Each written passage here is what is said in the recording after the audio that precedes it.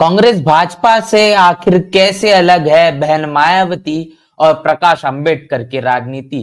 सूरज एंगड़े ने खोले कई राज। जी हाँ दोस्तों, आपने बिल्कुल सही सुना। मैं हूं पराग महेंद्र, आप देख रहे हैं नेशनल चौपाल। देश में गठबंधन की राजनीति जब से ही शुरू हुई है तो एनडीए गठबंधन को बड़ी टक्कर देने के लिए जो इंडिया गठबंधन बना, और इस इंडिया गठबंधन को लेकर तमाम मीडिया चैनलों ने इस सवाल को बार बार पूछने की कोशिश की कि आखिर इस इंडिया गठबंधन में दलित और मुस्लिम गठजोड़ के बिना ये कैसे कारगर साबित हो पाएगा। बहुजन समाज पार्टी के राष्ट्रीय अध्यक्ष बहन मायावती आखिर इन्हें इस गठबंधन में क्यों शामिल नहीं किया जा रहा है, असदुद्दीन ओवैसी को इस गठबंधन में कहने की क्यों भागीदारी नहीं दी जा रही है, दलित और मुस्लिम वोटरों की आवश्यकता क्या इस इंडिया गठबंधन को नहीं है। बड़ी भूमिका जिस देश के अंदर में दलित राजनीति के तौर पर, बहुजन राजनीति के तौर पर बसपा को देखा जाता है, एआईएमआईएम को देखा जाता है, और इसके साथ साथ प्रकाश अंबेडकर इनकी राजनीति को देखा जाता है।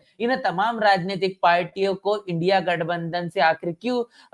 दूरी बनाई जा रही है, ये सबसे बड़ा सवाल पूछा गया। लेकिन जिस तरीके से सवाल को लेकर इंडिया गठबंधन के तमाम नेताओं का के माध्यम से जो प्रतिक्रिया आई, वो प्रतिक्रिया के माध्यम से साफ तौर पर यह देखा गया कि समाजवादी पार्टी के नेता हो, उन्होंने साफ कर दिया कि हमको बहन मायावती की जरूरत नहीं है। अरे छोड़ो मायावती, लालू प्रसाद के नजरिए से भी ये बात कही गई है कि हमको बहुजन समाज पार्टी की, हमको बहन मायावती की जरूरत नहीं है। मतलब ये साफ हुआ कि इंडिया गठबंधन ये शुरुआती दौर से ही, जब से इसकी कशमकश शुरू हुई, ये चाहता ही नहीं था कि इंडिया गठबंधन में सपा का बहुजन समाज पार्टी की ये कहने की भागीदारी हो, दलित वोटरों की कहने के, दलित राजनीति करने वाले तमाम राजनीतिक पार्टियां कहने की इंडिया गठबंधन के साथ शामिल हो। इसके साथ साथ मुस्लिम जो वोटर बड़े पैमाने पर देश में है, इसका जो नेतृत्व करने वाली राजनीतिक पार्टी है, वो कहने की इस इंडिया गठबंधन में शामिल हो। और इसीलिए साफ तौर पर देखा गया इंडिया गठबंधन दलित और मुस्लिम ये कहने के विरोधी पूरी तरीके से साबित हुआ। लेकिन इसके बावजूद भी इसी इंडिया गठबंधन के जरिए जो राजनीति कहने के पूरे देश के अंदर में, खासतौर पर उत्तर प्रदेश में जिस मुताबिक चुनाव लड़ा गया, वो देखा गया कि बहुजन राजनीति के पिच पर भारतीय संविधान को बचाने को लेकर, बाबा साहब के संविधान को जिंदा रखने की बात को लेकर, आरक्षण को लागू करने के साथ साथ जातीय जनगणना के मुद्दे पर भी इस इंडिया गठबंधन ने अपनी चुनावी दावेदारी पेश की, और इसमें वो कुछ हद तक के कारगर भी साबित हो पाए। अब इस मसले को लेकर तमाम जो राजनीतिक विश्लेषक है, बहुजन विचारक है, अपनी अपनी भूमिका से अपना विश्लेषण रखते हुए नजर आ रहे हैं। ऐसे में आपको बता दें कि अपनी किताब से पूरे देश और दुनिया में मशहूर होने वाले डॉक्टर सूरज एंगड़े, इन्होंने भी इस मसले पर अपनी बड़ी प्रतिक्रिया दी है, और भारतीय जनता पार्टी और कांग्रेस, इन दोनों राजनीतिक पार्टियों का पर्दाफाश करने का काम किया है, और 2024 की राजनीतिक जो इनके तमाम एजेंडे रहे, इस एजेंडे की क्या कुछ सच्चाई है वो भी रूबरू की है। तो आखिर सूरज एंगड़े ने इस मसले पर क्या कुछ कहा है, वो तमाम चीजें आपके साथ साझा करूंगा। सूरज एंगड़े, इनके बारे में बता दूं कि हार्वर्ड और ऑक्सफोर्ड यूनिवर्सिटी से वो पीएचडी स्कॉलर है, और तमाम अपने बयानों को लेकर हमेशा से वो सुर्खियों पे नजर आते हैं। सूरज एंगड़े का इनका मानना है कि the Brahmanical parties don't have an Ambedkarite agenda, their agenda is a reform caste system, ours is the annihilation of the caste system। तो शुरुआती दो लाइनें जो यहाँ पर सूरज एंगड़े ने कही है, बहुत अहम बातें हैं, जिसको बहुजन समाज को काफी गंभीरता से कहीं न कहीं इसे सोचना होगा, और इस पर कहने की मंथन करने की आवश्यकता है। तो सूरज एंगड़े, इनका यह मानना है कि जो ब्राह्मणवादी पार्टियां हैं, जिसमें कांग्रेस और बीजेपी है, इनके पास में किसी भी तरीके का अंबेडकरवादी एजेंडा नहीं है। तो मतलब उनका एजेंडा क्या है, उस देश के अंदर में सुधारित जो जाति व्यवस्था है उसे कायम रखना चाहते हैं। वो जाति व्यवस्था को तो बरकरार रखना चाहते हैं, लेकिन उसमें उनके हकों का, उनके अधिकारों का, उनके फायदे का सिस्टम कैसे बरकरार रहे, उसको ही मुकम्मल रखने की कोशिश तमाम राजनीतिक पार्टियों की, जिसमें कांग्रेस और बीजेपी दिखाई देती है। और ऐसे में बहुजन समाज की राजनीति करने वालों का, बहुजन समाज के लोगों का लक्ष्य क्या है, इस देश का बहुजन समाज ये चाहता है कि जाति व्यवस्था का उन्मूलन हो, जड़ से ही कहने की जाति व्यवस्था इस देश से खत्म हो जाए। आगे सूरज इंगड़े इनका बयान आप समझिए। सूरज इंगड़े इनका मानना है कि they need subordinate not equals. How can Mayawati and Prakash Ambedkar be built into their alliance? Read tomorrow दलितलिटी। तो यहां पर दो अहम बातें प्रकाश आंबेडकर और मायावती को लेकर सूरज इंगड़े इनके माध्यम से कहा गया है कि जिस तरीके से इंडिया गठबंधन से दूरी बनाने का काम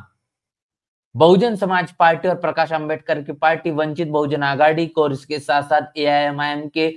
जो अध्यक्ष है, एआईएमआईएम के बड़े नेता असदुद्दीन ओवैसी को, इनके साथ में एक बड़ा अंतर बनाने का जो काम इंडिया गठबंधन ने किया, इसके पीछे की वजह ये है कि वो चाहते ही नहीं कि इस देश के अंदर में तमाम दलित, आदिवासी और पिछड़ा धार्मिक अल्पसंख्याक में से खासतौर पर मुस्लिम समाज के जो लोग हैं, ये अपनी राजनीति को या फिर अपनी कहने के तमाम रणनीति को चुनावी मैदान में रखे और तीसरे कहने के विकल्प के तौर पर देश के पास में कोई न कोई ऐसा मौका वो दे पाए जिसके कारण भारतीय जनता पार्टी और कांग्रेस की इस पूरी की पूरी राजनीति को वो कहने के दरकिनार करे। इनका ये मानना है कि बहुजन समाज पार्टी हो या तमाम राजनीतिक पार्टी हो, ये कहीं न कहीं तीसरे फ्रंट में ही बने रहे या फिर ये इस देश की मुख्य जो राजनीति है इससे हमेशा से ही दूरी बनाए रखे, जिसके कारण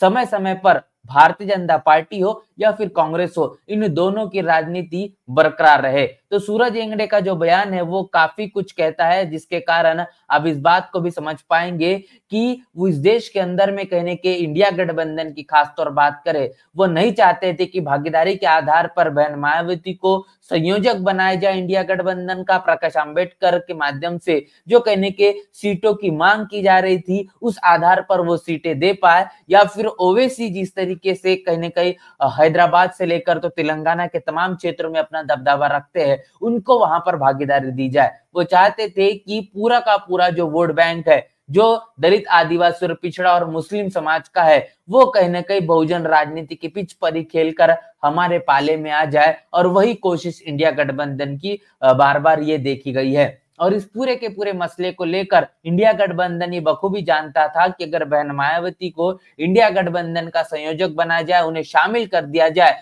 तो सबसे बड़ी अगर कुर्सी किसी की लगेगी, बहन मायावती की लगेगी, और प्रधानमंत्री के तौर पर दावेदारी भी बहन मायावती की इंडिया गठबंधन के नजरिए से पेश करनी होगी। और ये बात बिल्कुल भी कांग्रेस नहीं पचा पाएगी, इसीलिए उन्होंने विकल्प के तौर पर मल्लिकार्जुन खड़गे इनको आगे किया, और अब चुनावी नतीजे आने के बाद में उन्हीं मल्लिकार्जुन खड़गे का जो काम है वो हो चुका है। अब उनको पूरी तरीके से बैकफुट पर डाल दिया गया है और संसदीय विपक्षी दल के नेता के तौर पर सोनिया गांधी को ही अब इंडिया गठबंधन और कांग्रेस के पाले से उतार दिया गया है। इस पूरी की पूरी रणनीति को आप समझ पाएंगे कि आखिर कांग्रेस ने शुरुआती दौर पर किस तरीके से इस पूरे के पूरे इंडिया गठबंधन को बनाने की अगुवाई की, और परिणाम आने के बाद में पूरी तरीके से क्रेडिट है वो अपने पाले में ले लिया। और इसी बात का जो खुलासा है सूरज इंगड़े इनके माध्यम से किया जाने वाला है। उन्होंने कहा है कि दलित लिटी, इसे आप कल जरूर पढ़िए, और जिसके कारण ये पूरा का पूरा मसला जो है वो बहुत आसानी से आपको समझ आ जाएगा। इसके साथ साथ आने वाले तमाम चुनाव भी प्रदेशों में होने वाले, विधानसभा के चुनाव है। खासतौर पर अगर महाराष्ट्र की बात करेंगे तो महाराष्ट्र में प्रकाश आंबेडकर की राजनीति बखूबी तौर पर देखी जाती है। इसके साथ साथ ओवैसी भी अपनी एक मजबूत राजनीति महाराष्ट्र में करते हुए नजर आते हैं, और बहुजन समाज पार्टी भी एक बड़ा दबदबा महाराष्ट्र के अंदर में अपने वोटों के आधार पर रखती है। तो अब एक कहीं न कहीं जो आवाज है, जो लोगों के नजरिए से, वोटरों के नजरिए से, जनता के पाले से कहने की दिखाई दे रहा है, ये अब की गठबंधन की राजनीति बड़े पैमाने पर देश में चल रही है। और इसी गठबंधन के आधार पर लोगों का ये कहना है कि बहुजन समाज पार्टी, वंचित बहुजन आघाड़ी और एआईएमआईएम, ये तीनों राजनीतिक पार्टियां कहने के समविचार वाली नजर आती है। ये तीनों राजनीतिक पार्टी इस देश के अंदर में तमाम सवर्ण लीडरशिप रखने वाली पार्टियों से अलग थलग है, और ऐसे में इनकी जो विचारधारा है वो भी कहने के समान देखने को मिलती है। इन तीनों ही राजनीतिक पार्टियों को एक आकर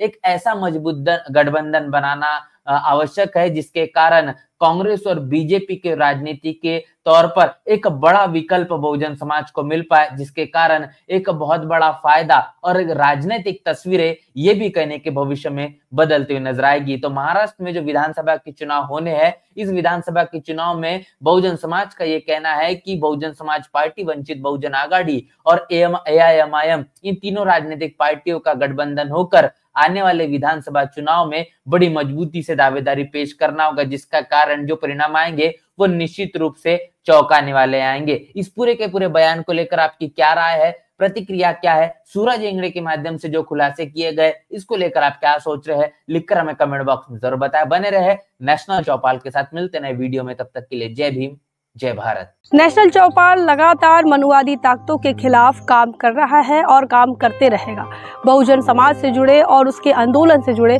हर खबरों को आप तक पहुंचाते रहेगा, लेकिन हमारे साधन संसाधन की कमी के कारण हम इस लड़ाई में कमजोर हो रहे हैं। आप तमाम साथियों से हम अनुरोध करते हैं कि नेशनल चौपाल को बचाइए, हमें आर्थिक सहयोग करें और हमें मजबूती प्रदान करें। जय भीम, जय भारत।